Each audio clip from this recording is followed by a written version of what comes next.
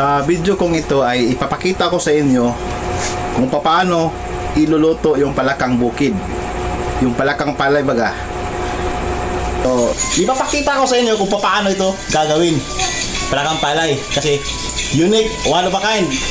Ito ay kumbaga exotic, no? At saka ipapakita ko sa inyo na isasali ko sa pagluto yung kanyang balat. Wala, hugasan natin itong palakang bukid para lalong malinis. Nilinis na ito kanina pero hugasan natin ulit. Hugasan natin ulit para lalong malinis. Ito, may balat pa yan. Army yan. Tada! Pero masarap to. Una dapat malinis na malinis at walang langsa. Kasi malasa talaga itong palaka kapag hindi ka marunong maglinis. Kaya kailangan linisin mo ng maayos. So, yan. Yan. Saan yan? Original look yan. Kanyang balat. Parang army, di ba? Parang army kumbaga. Yan. Malinis na yan, ha? Yan. Yan yung palakang bukid. One of a kind recipe. Hindi ko ito sasali kung hindi lang ito unique. Maganda yung laman. Ma-amaze yung mga tagapanood ko na mga parents na, uy, si Sir Macaldo ay kumakain pa ng palakang bukid. Siyempre, sarap nito. Gagaya tayo ng niyog. Sa amin, tawag sa paggagayat ay pagkagod. Kakagurin ko itong niyog. Itong niyog ay magagamit natin mamaya para sa ginataang palakang bukid. Ang palay namin lulutuin ay hindi namin kukunan ng balat. Ito ay original na mukhang parang army. Nakakadiri sa inyo pero sa amin masarap to. Diyan kami lumaki dati kasi meron kaming palayan dati. Ako nito. Kasi umalit pa ako, yung trabaho ko, ito yung ginagawa ko dati. Kala nyo ha? Kala nyo teacher lang ha? Ting pagkain na maya ay mais. Yung pangbukid talaga yung diskarte nito. Pangbukid yung kasanayan namin dati kasi yung aming kinakain sa bukid ay mais. Yan. Sa pagsaing ng mais, unang gagawin ay tubig muna. Pakukuluin yung tubig at saka na lang ilalagay yung bigas na mais. Yan, oh. So, ito yung paraan kung paano iluluto yung mais. Dahil kumulo na, gagawin natin ay ilalagay natin yung bigas na mais. Tama lang ha. Pag nilevel na yan sa tubig, yan ayun, tama lang yung dami ng bigas. Para tama-tama lang ang pagkaluto. Hindi masyadong matigas. Yan. Kaganyan lang hanggang tumuyo. Hanggang matuyo, no? Pag matuyo na yan siya, babawasan na natin ngayon yan ng apoy para hindi masunog. At hahayaan natin yan sa maluto sa loob ng mga 10 minuto, luto na yan. Pag matuyo na yan siya, tatakpan natin yan. At babawasan natin ngayon ng apoy. Yan, kumukulo na yan ha. At babawasan natin ang apoy. Ito yung ating mga sangkap. Of course, first na pinakaunang sangkap, pinakamalagang sangkap, of course, yung ating palakang palay. Siyempre, ito yung ating lulutuin, di ba? At saka, meron tayong tawagan nito ay bombay, yung sibuyas.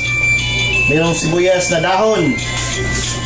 At saka, merong bawang.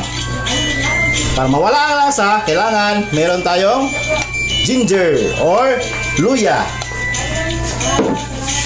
Pandagdag sa lasa, pampasarap lalo.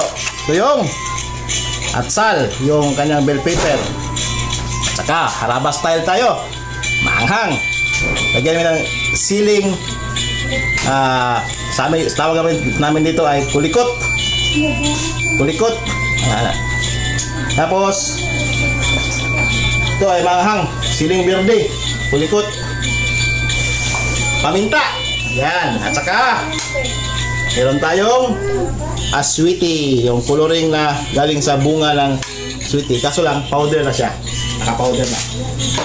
Kaunting toyo. At saka Siso natin kaunti ng inisamik. Meron tayong unang, yung pangalawang gata. At saka yung, saan ito? Ito yung kakang gata, gaw? Ito yung kakang gata, yung mamaya, yung pinaka-espiso, yung malapot. Ito yung medyo pangalawang puga na, piga. Pangalawang piga. Yan na, ito na. Lalagay na tayo ng mantika.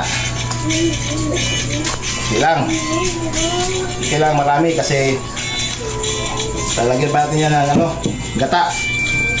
Mantika. Susunod ay yung sibuyas.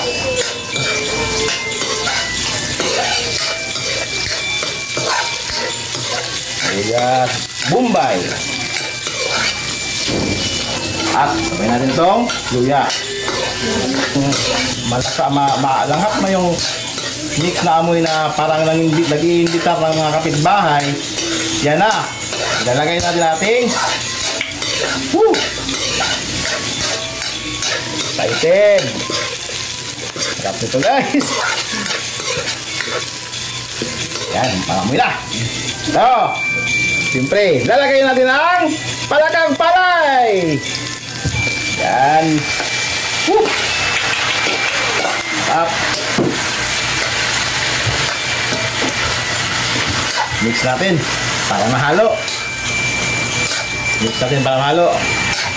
Ay kalinting na akong sa tirador. Yan. Ang kaunting asin. Ano pangalan ng magaling maglagay ng asin daw? Si? Salt Bay. Salt? Ha? Salt Bay. Salt Bay? Sakiring, oh? Yan! Salt Bay, ha? Talaga niyan, ha? Oh? Salt Bay style. Yan, para mayroong lasa. Adjust na lang natin mamaya yung asin pagka alapit na maluto. O pagluto na, paglalasahan na natin lahat. Adjust na lang natin ang asin mamaya. At saka yung ating pampalasang yan. Ini sa mix, baka naman dyan.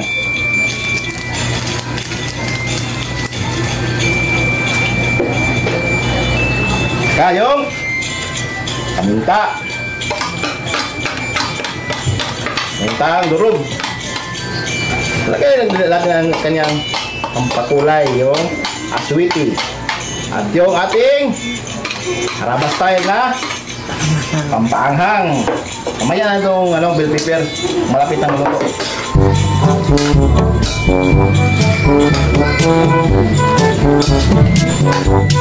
Yan ang kaunti lang, pamalasa.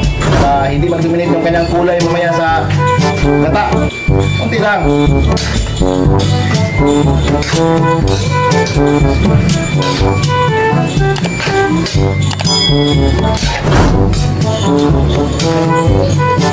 Nangyari. Parang mas greba. Mas cook. Parang may naalala ako dito.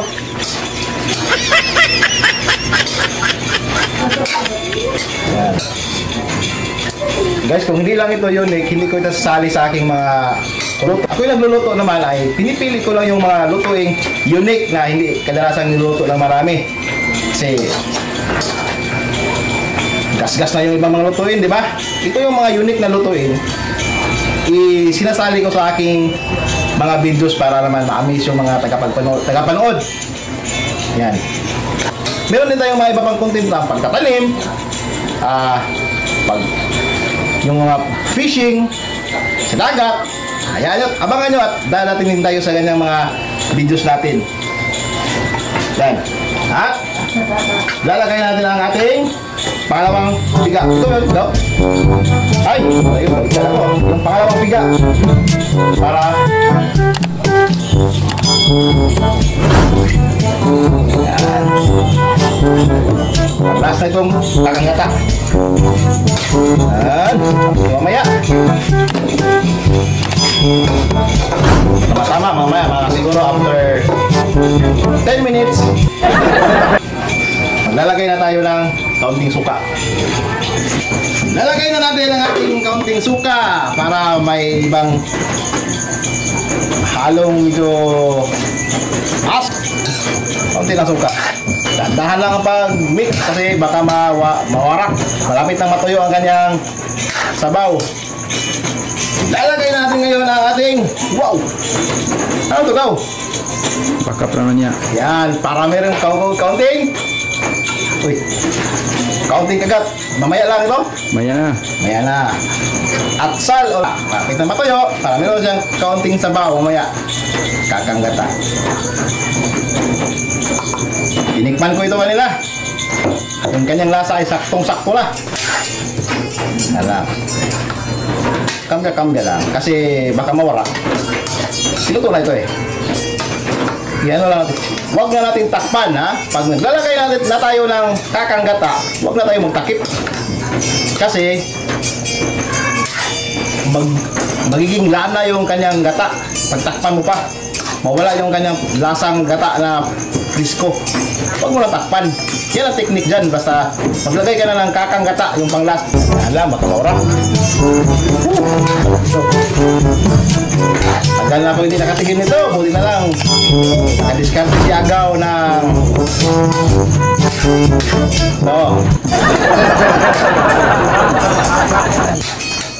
so ay buhay pa ito kanina ha. Kami ang naglinis ito habang buhay pa ito. Kaya frisko. Direct from ito. At saka lalagay na tayo ng sparkle na tayo ng kanyang toppings. Yung garnishing niya, dahon ng sibuyas. Ito ay mamaya. Yan. Ito ba ito? Sige. Alam niyo mamaya kasunod. Mukbang na kami ni Agaw. Yan, at saka yung mga members namin na sasali, yung gusto magsali, yung kakain mo ito. Alam ko, kami na ang malakas kumain nito kasi taga-syudad yun sila. Maglalaway lang sila nito mamaya. A few moments later. Thank you, Lord. Lord Jesus, thank you sa pagkaon. Thank you, Lord. Lord God, Lord Jesus, thank you. Binigyan nyo kami ngayon ng bagong content na tsaka grasya pa. Thank you, Lord Jesus. Kana? Manap. Amen. Anak, ito. Kain ka ng mais ha. Mais na. Oh, yan. Kami na, tilawan lang yung mais. Galing mo. Hindi nga. Yan, ang counting kagat. Bigi.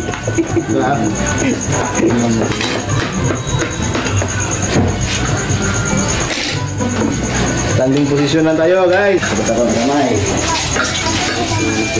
Hindi kaya na magkamot-kamot. Kailangan kahit ikaon. Pwedeng kamayan to. Sili. Haba style. Ano?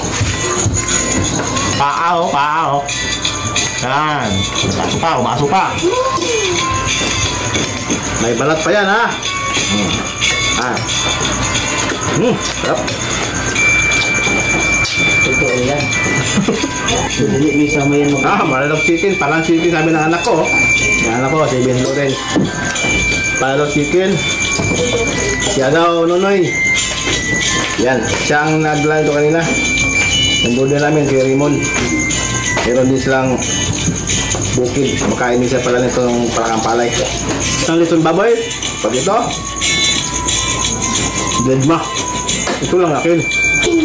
Oo, lalang chicken. Kaya mo yung ito mo. Nami. Hala, kain ka ha? Hala ka? Yung itong girl ko ha? Ayaw ko wala ka. Nami. Takot!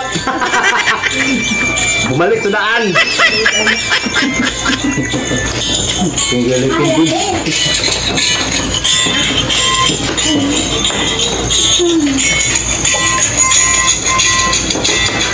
Yan, first time naman ito ha.